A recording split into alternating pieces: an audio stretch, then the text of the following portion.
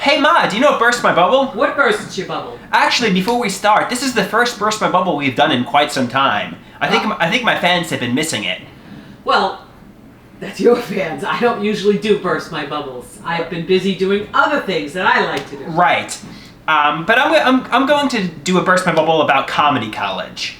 As we know, the past 3 years, up until August, I've been socially isolated, haven't really been interacting with very many people. In August, I met some friends at the psychosocial clubhouse I go to. I've been doing more, going out to dinners in the city.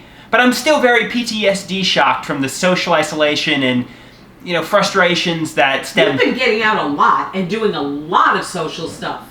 So that's great. No, that is great, but still, there are some nights where I sit around the apartment and don't socialize with anybody throughout the day, like today, for example. I mean, aside from seeing you right now... But you could have gotten out. You had the ability to get out. You chose not to. Right. So, and I did go to the gym briefly, but I even at the gym, for example, it's solitary. I don't really interact with anybody. Yeah, but you still have options to get out and interact. And this is what I'm leading to. Comedy college.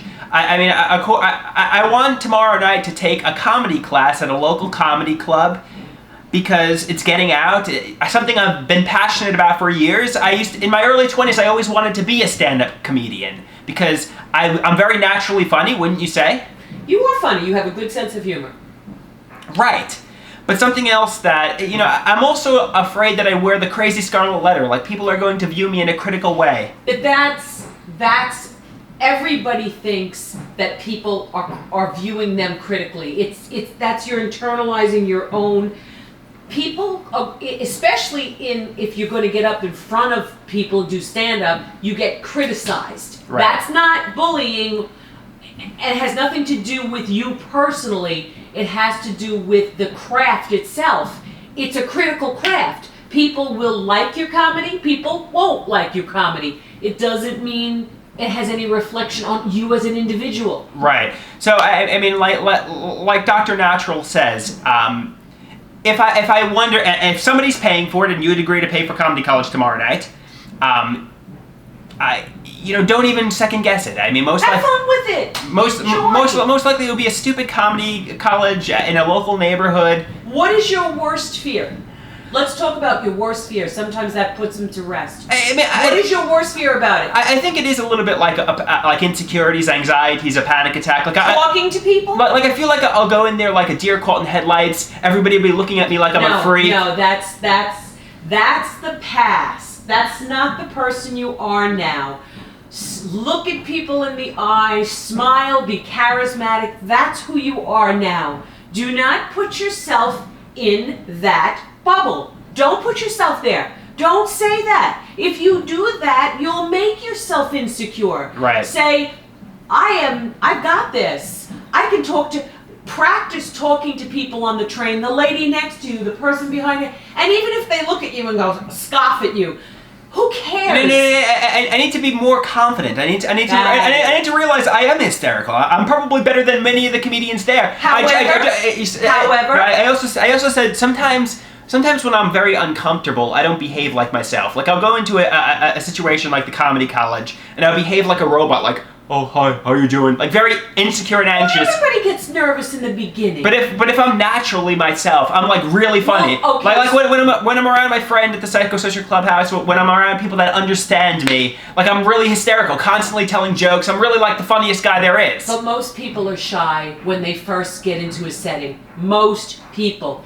And even in big organizations, when they have meetings, they'll have everybody introduce themselves. They'll break people off into little groups because human beings tend to be a little bit more comfortable when it's a smaller group. That's what smart professors and teachers do. They break the group down, they have people introduced, and the more you go, the more comfortable. It's like little kids going off to school. Adults are no different. Right. You're going to be anxious, maybe a little uncomfortable the first night, and then you'll meet somebody, you start chatting, you start laughing. Yeah, maybe I'll meet some good friends with similar interests. Maybe I'll meet somebody who's like hysterical like me, and I'll meet a good friend, you know? And you know what? Maybe the whole place won't enjoy your comedy, but you know what? You will. And maybe you have to realize that not everybody likes everybody's comedy. I have certain comics that I find hilarious. And then there are certain people like I can't stand Jim Carrey. I think he is obnoxious. He's got a very animated and... No, I can't stand him. He gets on my nerves. He gets on my last nerve. But I see why people like him. Aren't you able to see why people... Nope. I cannot stand his faces. I can't stand anything about... But yet, Ron White is another guy who he's vulgar. And he just to look at him, I can't stand him. So, but there are going to be people that are going to feel that about you. Right. I went to a comedy show with people at the Psychosocial Clubhouse, and there were some comedians that I found funny later in the evening and like even mid-show. But there was this one overweight comedian who was telling vulgar jokes. He was really inappropriate. And you just don't like him. I just didn't like him. But there was somebody who had some like a younger person there, and that was his favorite comedian. He found him funny. He found him hysterical. So right? I mean, it's all subjective. I mean, it is, and you can't let it bring you down, make you feel bad. Somebody will love your art, somebody won't. But there's for every pot there's a lid, and you will find that having fun with it and being creative with it, you'll grow. But not letting the criticism, and it is a critical field. And if somebody doesn't like my comedy and don't take it personally. No, you cannot take it personally. I mean, we're there to have fun. We're there to learn in comedy college. We're not there to get bullied. And as long as you're having fun with it, you're a success. That's it, and that is what it is. So my friends, the Swell Boys, they're going out tomorrow night. And I'm like, maybe I shouldn't do comedy college. Maybe I should go out with my friends. But what I need to remind myself is just do it. Just do comedy college tomorrow. Don't start overthinking it. Don't overthink it. If you start overthinking it, you'll talk yourself out. I'm starting to talk myself out of it. And you've talked yourself out of it way too. No matter what, a lot of people do that. If they overthink it and they think too much, just put it out of your mind until the minute you step into the door and say, this is a good thing to stop anxiety. I always find this is a good thing when you're anxious or nervous about something. Say to yourself, I'm not going to make the decision till I'm ready to walk in the door.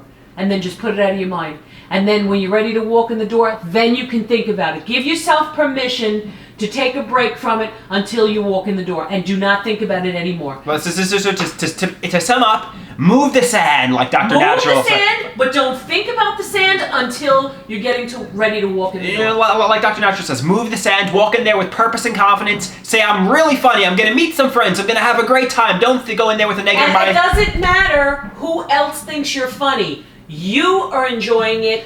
It's about your enjoyment and you honing in on your craft. You don't need validation from anybody but yourself. I'm there to have fun. I'm there to laugh. I'm there to have a good time. I'm not there to get bullied, And you won't. Right. You won't. Or have an anxiety attack. You don't need to. It's not even bullied. Like in middle school and high school, people point and laugh at you. But in adulthood, it's kind of people are like looking at you in a critical way, being judgmental. But people will look at you today as an adult. Like I'll try to tell a joke and they'll roll their eyes. You know what I mean? But people will do that. Right. People will do that to comics. They do that. They're like, oh, people get up and walk out. Right. You know how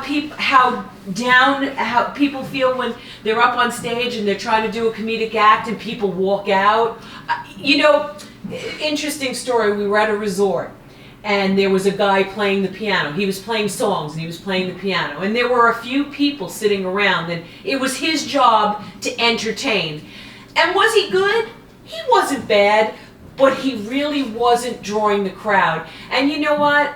As much as I wanted to get up and take my time that I was paying for at the resort, I gave him time to listen to his songs and clap for him and give him a tip because I just felt that he worked so hard. He was good, but he didn't.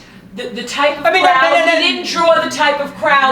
Not everybody's going to be an expert. Appreciate your Not everybody's talent. going to be an expert in their field, but just have fun. I guess. That's the key. And don't take criticism or other people's lack of whatever. Don't take it personally. Grow from it. Grow in your talent. Right. You got to understand that acting. Comedians, they do get criticized. They do have, critics write up things on them. That's how they grow. They'll do a movie and the movie will come out, oh, it bombed. Right. How do you feel about that? Take criticism. Like I know